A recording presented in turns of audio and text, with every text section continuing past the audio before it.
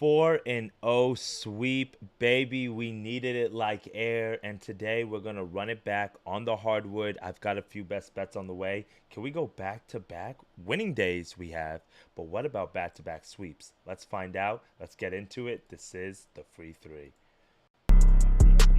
I love it, Noble. Noble, I also love videos. I watched them while I was gone. That was fire. But getting paid because yesterday we had full sweep. My going under, that was just icing on the cake. Why are we gonna go in such a weak AFC South? Unless we have the NBA Blowout Association. Bang! Knicks take a 1-point lead with 13 seconds. When you hear the sirens, you know what that means. You We got had a barbecue back sweep there, on the board and you didn't yesterday. invite me. Hurt my feelings.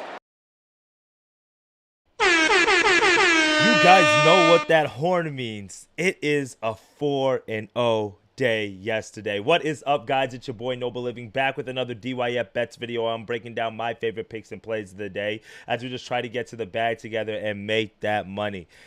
Woo! I'm excited. I'm not only excited because the Eagles are playing in the NFC Championship game on Sunday, but it's been a rough week for us betting-wise. It's been a rough few days, and we finally had a good day. We finally had a breakthrough day, a 4-0 day on top of that on the channel. Several plus 100 winners. Oh, man, I'm excited. I'm excited. Hopefully, we can keep that momentum going. Hopefully, you guys have made money, and you guys know what we do here on the channel.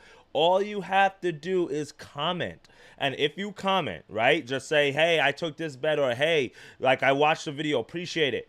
I'm going to Venmo somebody $30. It's normally 3 picks, so it's free $30, right? So today, since we swept the board, I'm going to choose one person to send some bread to. I'll let you guys know in the next video who it is.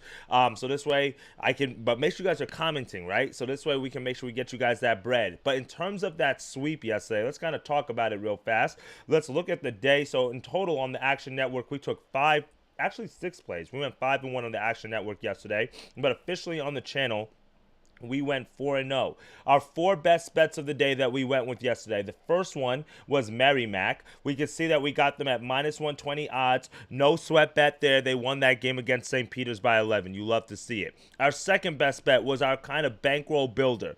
Andre Jackson, 2 rebounds to go with Milwaukee Bucks on the money line. I told you the Heats were in shambles. They definitely were. No sweat bets there. We get it done. Our third one. This one was a little bit of a sweat for me. RJ Barrett under 21.5 points. Why? Because we really got some bad CLV on this one, in all honesty, because you could have gotten it at 22.5. You could have gotten it at 23.5, but we got it at 21.5. He finished with 15 points. I'm not mad at it. Thank you to Doing Sports for the read.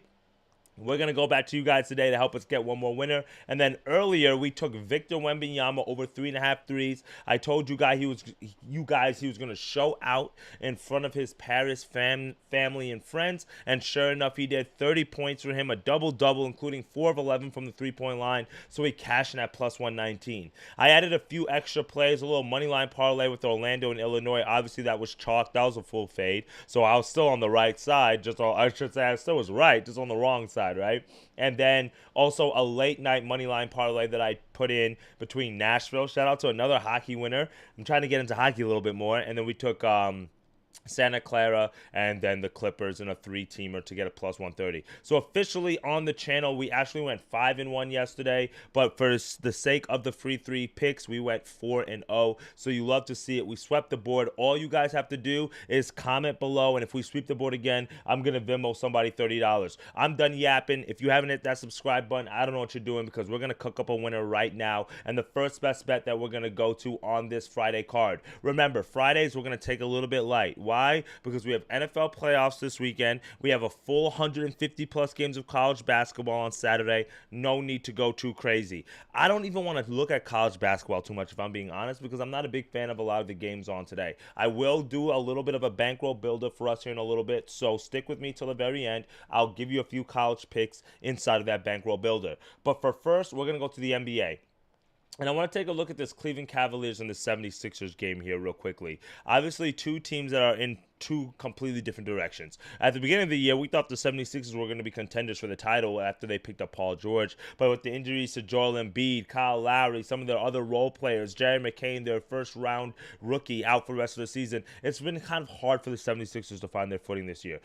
Hence why they have that 15-27 record. Meanwhile, the Cleveland Cavaliers, a team that's kind of playing a different style of basketball from the modern NBA game because they have two big men in Josh Allen and Evan Mobley, have gotten them out to a 36-7 start. And I think this has a lot to do with the chemistry that Darius Garland and Donovan Mitchell have been able to kind of cook up with each other this season. And they just have a really good team. Well balanced. Nobody's really too selfish. They know their roles. Great coaching staff. And I'm excited to see what the Cavaliers can do not only throughout the regular season, but headed into the postseason, which is where I believe they have the most trouble, because that's where sometimes they run into the wrong matchup, like a 3-and-D type team that kind of forces Josh Allen off the floor. But for the regular season's sake, the Cleveland Cavaliers is a team that I'm looking on to bet on pretty consistently. So there's one angle that I want to take in this game. With the Cavaliers being on the road, I really don't want to lay a 10.5 point spread, even though I do think that they are going to win this game and win it pretty handily. There is blowout potentials. But one angle that I was really looking at here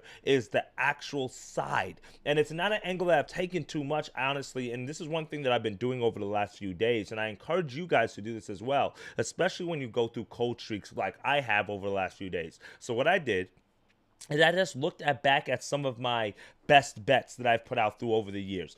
Days where I've swept the board here on the channel, even in my own personal bankroll, where I've hit, really big bets, or I went through streaks where I couldn't miss for several days in a row. And I kind of studied back during those periods, and I try to see, what was I doing during those times that I'm not doing right now? Is it just bankroll management? Is the way that I'm looking at the games? Is there a specific angle that I'm missing? Is there a specific type of bet that I'm not taking? And there is one bet in particular that I have not really taken too much on the channel, and it kind of makes sense because the lines are not readily available on Action. So when I'm doing the research and I'm looking at the spread, the total, the money line, and I'm just scrolling through the player props, it's not one of the things that sticks out to me too often. Why? Because it's not one of the things that's actually readily available, but it is one of my favorite types of bets. And one of those bets are short bets, or like halftime bets, or first half bets, or first quarter bets, or team totals for the first half. And I love those type of bets because not only can you make money pretty quickly because you only have to wait one quarter or one half for it to cash, but sometimes there's a lot of irregularities, or there's a specific type of style that a specific team plays, like they start off really well in the first half and maybe take their foot off in the second half, which is why they don't cover a whole lot of spreads full game, but their first half spread number, they're through the roof, right? These are just different angles that you can take to kind of switch up your handicapping. So that's what I did. I was like, okay, Noble, one thing I haven't been doing is looking at first half spreads, and I actually found one today that I really like. So today, I'm going to pull up Doing Sports real quickly, and one thing that I'm going to look at is the Cleveland Cavaliers, and we're going to look at their team total, but I'm going to isolate it to the first half. And you can see here that we have a 58.5 point line. The only book that has this out right now is, I think this is Fanatics at -125, so I would shop around a little bit, but I do want to take the Cleveland Cavaliers first half team total over 58.5. Why do I like this so much? Because look at the consistent numbers that the Cavaliers have gotten here. 7 over the last 10 games they've hit this. That's 70% hit rate. They're averaging 59 points, so they're right there on that precipice. They missed last game against the Rockets, but 59 points against the Suns, 60 points against the Wolves, 62 points against the Pacers, 61 against the Raptors. And the games where they missed, OKC, that's a very strong defense. Indiana Pacers, okay, they probably missed a few shots here, but they still went over in 6, 7 of the last 10. Even as we're talking right now, you can see the lines already, well, it hasn't been bumped, but FanDuel just dropped their line at 59.5. So I would shop around and try to get that 58.5 number. Now, one thing that I also looked at is when I went to team rankings here, and you look at the teams in the NBA who are averaging the most points per game in the first half, it's the Cleveland Cavaliers. They're number 2, averaging 62 points per game in the first half. Another reason why I like this bet as well. They look to get out to quick starts. But another thing that you want to look at is not just how this team scores in the first half, but I want to take a look at the first half margin, because that tells me not only is this team scoring a lot of points in the first half, but they're winning their first half, which is this is something that the coaching staff emphasizes. They're not just trying to score points, they're trying to put away opponents early. They're trying to get out to early leads. Well, Cleveland is number 1 in the NBA in terms of first half margin. So no team leads at the halftime break more than the Cleveland Cavaliers, and they're winning the first half by close to 7 points per game. So that is giving me confidence now to say, okay, I like this angle against a very depleted 76ers team. No Joel Embiid again today. None of the other supporting people that they have. I could pull up Welps. They're missing real quickly here so you guys can see the projected lineup. No Embiid, no McCain, no Caleb Martin, no Kyle Lowry, Andre Drummond. This is the projected starting lineup right here with Maxey, Eric Gordon at 80 years old, Kelly Oubre, Paul George, and then, yes, whoever this guy is, right? So it's not really that daunting of a starting lineup, especially defensively. And then when we go back to what the 76ers have been doing defensively in the first half, right? Teams, they've been okay. They've been averaging about 55 points or so in the first half. So they've been decently strong defensively. But one of the things, when this number's at 58.5, not 59 where we have it here, 4 straight games, the 76ers have given up over this number. 60 to the Knicks, 61 to the Pacers, 59 to the Bucks, 77 last game to the Nuggets. That's crazy, 77. And then they flirted with it with 58 against OKC. So if you literally narrow it down to the last 5, we're now at a 80% hit rate, not a 60% or whatever it has there, a 30%, 40% hit rate here. So first half is just the way that I'm looking. I'm expecting the Cleveland Cavaliers to jump out on this team. I expect them to cover the spread as well. But I'm going to lock this in, the first half team total, as our first best bet of the day. I can't put it in right now because Action Network only allows me to do the full game team total.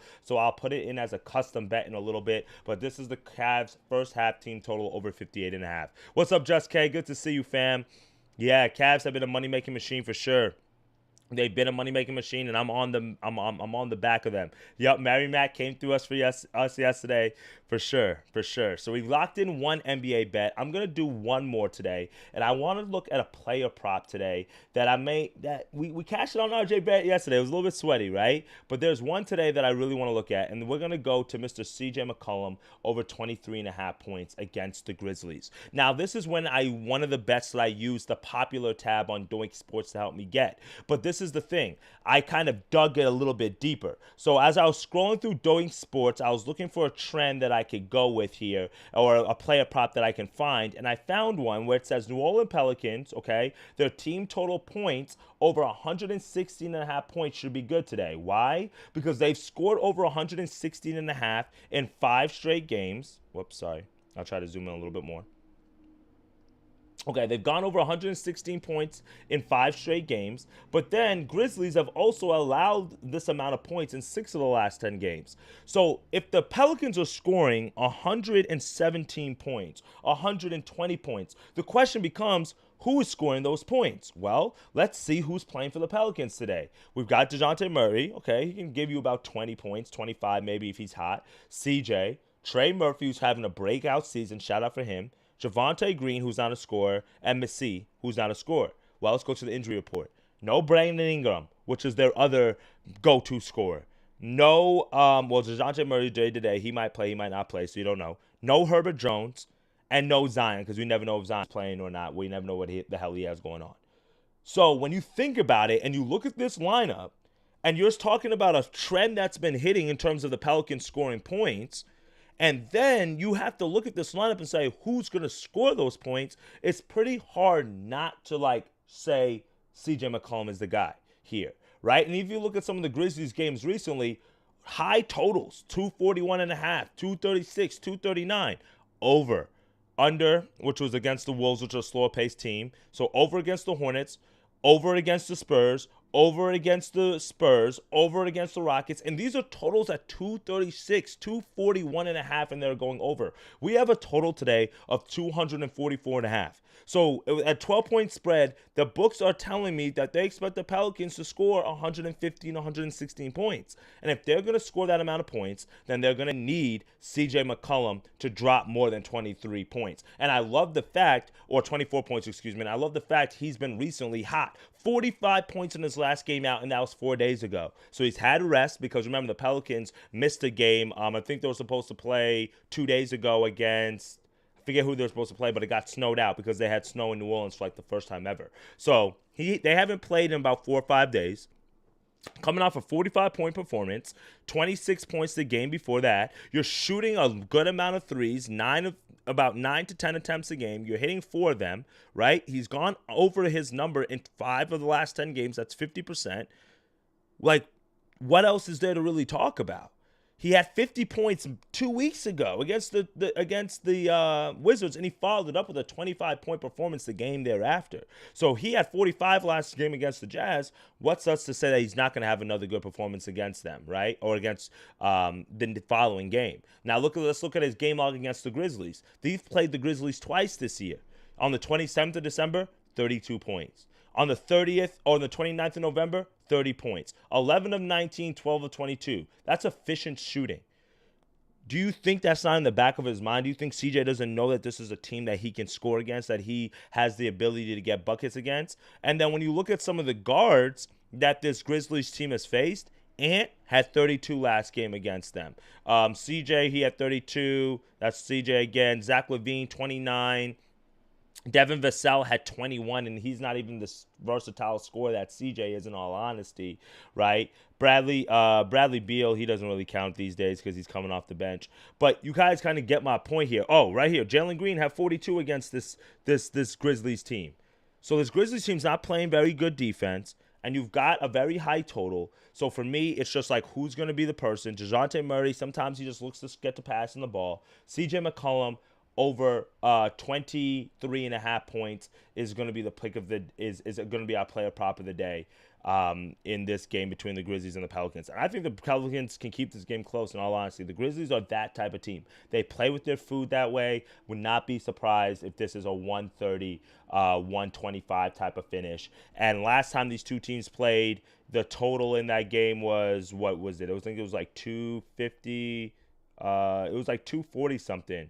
Yeah, it was, look, we could click it right here. It was the final score, yeah, it was 238 was the total, so we're getting a few more points higher, and it finished at 256. So points were scored. And this is literally the same exact lineup for the Pelicans. Look at the Pelicans lineup. DeJounte Murray, CJ McCollum, Javonte Green, Jordan Hawkins. There's no Brandon Ingram. There's no Zion. Literally the same lineup that we're getting, and CJ dropped 32. So for me, I'm not overthinking it. I'm just going to run it back with this one, all right? Let's see what Just K just said. Grizzlies just played the Hornets, and Grizzlies also missed the cover at 11.5. Yeah, the Grizzlies, they play with their food. They play with their food. We saw LaMelo and the Hornets drop 120 against them, and it's just hard for me to see anybody on this Pelicans team besides Trey Murphy who can give you, 25, 30. But if you're going to score 115, 120 points, you're going to need at least two guys chipping in about 20 to 25 points in that range if you're not going to get you a 30 or 35 point score. So third and final pick of the day, guys, we're going to go to our bankroll builder of the day.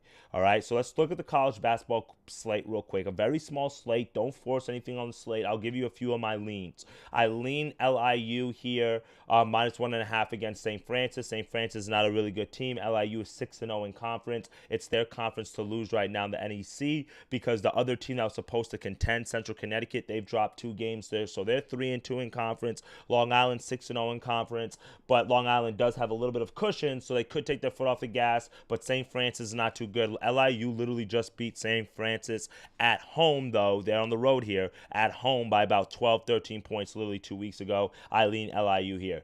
Marquette, Villanova, we'll talk about those two teams here in a second, even though I'm not going to talk about them because I did have Marquette in my bankroll builder, but I took them out because Marquette's almost on the ban list, in all honesty. But I do lean them to win today and cover. Villanova, the way they blew that last game against Georgetown, I believe it was, that's hard to rebound from. And you have to go on the road. Very tough spot.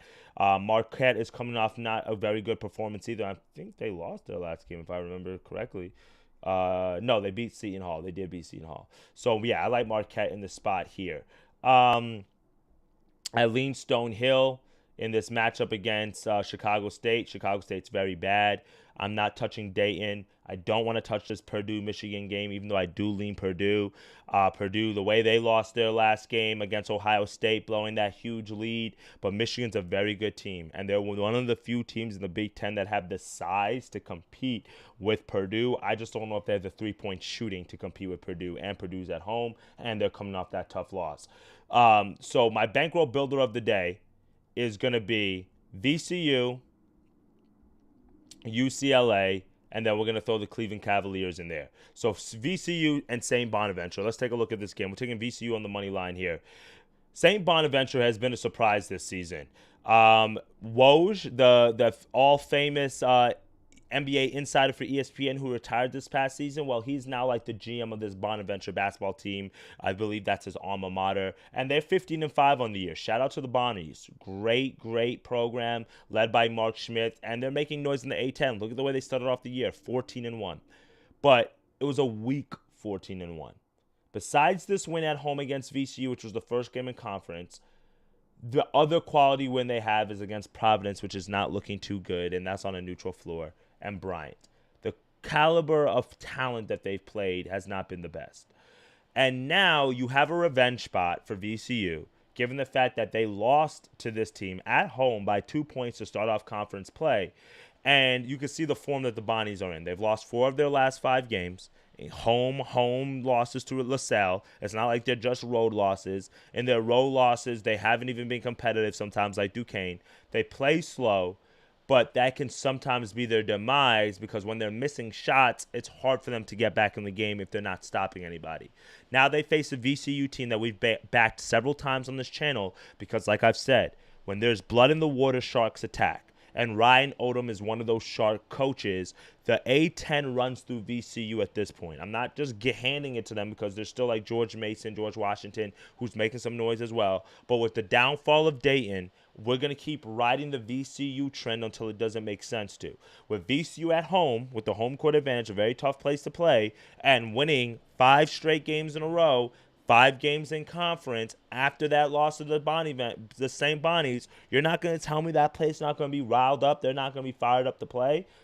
17th in defensive efficiency. Don't overthink it. VCU, I believe they cover. I would take them on the first half spread. I see them jumping out to a first half lead by like 10 points. Because the spread's about like 8.5, I would take the first half of like 4.5 or whatever, 5.5. I like that. Second best bet, UCLA on the road against Washington. This is more of a fade on Washington than it is a play on UCLA, but I'll give UCLA credit.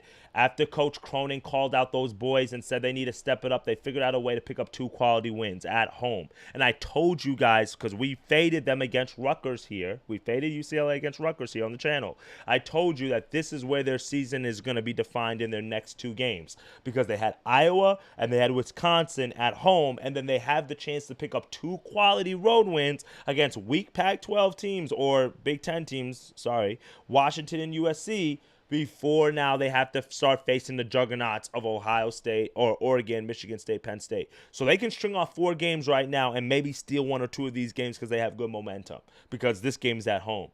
But I think Coach Cronin told his boys that, like, this is where things turn around. They win this game by 24. They win a tough home win by 2, even though Wisconsin covered the 3.5-point number there. Now they travel on the road to a Washington team that is just not that good. You can see here, lost 5 straight games in conference. They're 1-7 in conference.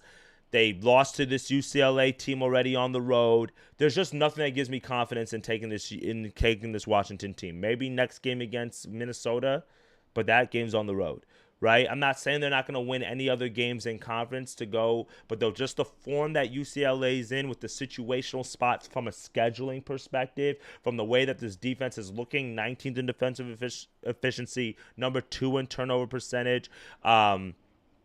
they're playing good basketball. And I think one of the beautiful things about this Iowa game is it showed this team that they can play with teams in a shootout fashion. Even though Iowa didn't only score 70 points, this is a team that, you have to score 80, 85 points to beat. UCLA scored 94.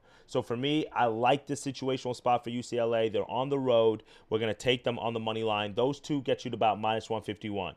For your third and final leg, like I said, I would stay off of Iowa and Penn State just because it can go either way. I lean Penn State on the spread there. Actually, I do lean more Iowa State, but with Ace Baldwin, I think Penn State can keep that game closer than people think. Like I said, I'm staying off the Purdue game.